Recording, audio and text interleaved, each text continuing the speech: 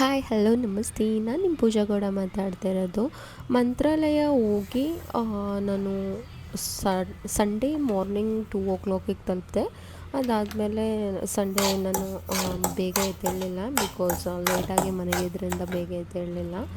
1 o'clock ಎದ್ದೇಳ್ಬಿಟ್ಟು ಏನಾದರೂ ಸ್ವಲ್ಪ ತಿನ್ನಬೇಕಲ್ವ, ಅದಕ್ಕೋಸ್ಕರ ಉಪ್ಪಿಟ್ಟು ಮಾಡ್ತಾಯಿದ್ದೆ.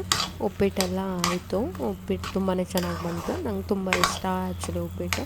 ಆದರೆ ನನ್ನ ಹಸ್ಬೆಂಡು ಏನು ಡೈಲಿ ಉಪ್ಪಿಟ್ಟೇ ಮಾಡ್ತೀಯ ಅಂದರು. ಆ್ಯಕ್ಚುಲಿ ವೀಕ್ಲಿ ಒಂದ್ಸಲ ಉಪ್ಪಿಟ್ಟು ಮಾಡಿದ್ರು ಅವ್ರು ಡೈಲಿ ಉಪ್ಪಿಟ್ಟು ಅಂತಾರೆ, ಅದೇನೋ ಗೊತ್ತಿಲ್ಲ ನನಗೆ. ಪರವಾಗಿಲ್ಲ ಮಾಡು. ಅದಾದಮೇಲೆ ಅವರಿಗೆ ಪಪ್ಪಾಯ KFC ಕರ್ಕೊಂಡು ಕೊಯ್ದು ಕೊಟ್ಟೆ. ಹೋಗ್ಬೇಕು. ಅವ್ರು ಬಂದಿದ್ದ ತಕ್ಷಣ KFC ಹೋಗೋಣ ಅಂತ ನಾನು ಸುಮ್ಮನೆ ಹೇಳಿದೆ. ಎದ್ದಿದ ತಕ್ಷಣ ಓಕೆ ಹೋಗೋಣ ಅಂತ ಅವರು ಹೇಳಿದ್ರು. ತುಂಬ ಅದೇ ಖುಷಿ ಇಲ್ಲಿ ಆಯಿತು. ತಂದ್ಬಿಟ್ಟು ಬಟ್ ತಿಂದ್ರೆ ಬೇಡ ಏನಂತಂದರೆ ಅಂತದೆ ತುಂಬ ಬೇಬಿ. ಎಕ್ಸ್ಪೆನ್ಸಸ್ ಆಗಿರೋದ್ರಿಂದ ನಾನು ಎಷ್ಟು ರೂಪಾಯಿ ಬೇಡ, ಕೆಜಿ ಇಲ್ಲೇ ಕೋಳಿಗೆ? ತೊಗೊಬನ್ನಿ, 1 kg ಕೋಳಿ ತೊಗೊಬಂದರೆ ಸಾಕು ನಮ್ಮಿಬ್ಬರಿಗೆ, ಹೆಂಗೋ ಅಡ್ಜಸ್ಟ್ ಹೆಂಗೋ ತಿನ್ಬೋದು. 1 kg ತುಂಬ ಜಾಸ್ತಿ ಆಯಿತು ಆ್ಯಕ್ಚುಲಿ. ಅದೆಲ್ಲೋ ಉಳಿಯುತ್ತೆ. ನಾವು ಮಂಡೇ ತಿನ್ನಲ್ಲ, ನಾವು ಸಿದ್ದಪ್ಪಾಜಿ ವಾರ ಮಾಡೋದ್ರಿಂದ ಮಂಡೇ ತಿನ್ನಲ್ಲ. ಆ್ಯಂಡ್ ಟ್ಯೂಸ್ಡೇ ತಿಂತೀವಿ ನಾವು ಆ್ಯಕ್ಚುಲಿ. ಆಮೇಲೆ ಫ್ರೈಡೇ ಪುನಃ ಸಿದ್ದಪ್ಪಾಜಿ ವಾರ.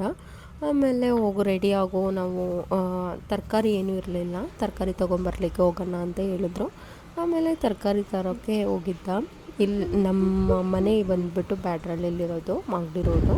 ಹಂಗೆ ಹೋಗಿದ್ದಾಗ ಅಲ್ಲಿ ಹೊಸದಾಗಿ ಒಂದು ಶಾಪ್ ಓಪನ್ ಆಗಿತ್ತು. ಫುಲ್ ಜನ್ರೇಟ್ ಹಾಕ್ಕೊಂಡೇ ಓಡಿಸ್ತಾಯಿದ್ರು. ಅವ್ರಿಗೆ ಪಾಪ ಅನಿಸ್ಬಿಟ್ಟು ಅಲ್ಲೇ ನಿಲ್ಲಿಸ್ಬಿಟ್ರು. ನಾವು ಆ್ಯಕ್ಚುಲಿ ಇಲ್ಲೆಲ್ಲ ತೊಗೊಳೋದು ಡೈಲಿ, ಬೇರೆ ಕಡೆ ತೊಗೊತೀವಿ.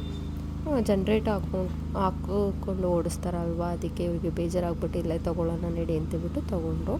ಅದಾದಮೇಲೆ ಚಿಕನ್ನು ತೊಗೊಂಡು ಮನೆಗೆ ಬಂದಾಯಿತು. ಮನೆಯಿಂದ ಅವ್ರು ಹೇಳಿದ್ರು ನೀನೇ ಮಾಡಿ ಇವತ್ತು ಅಡುಗೆ ಅಂತ.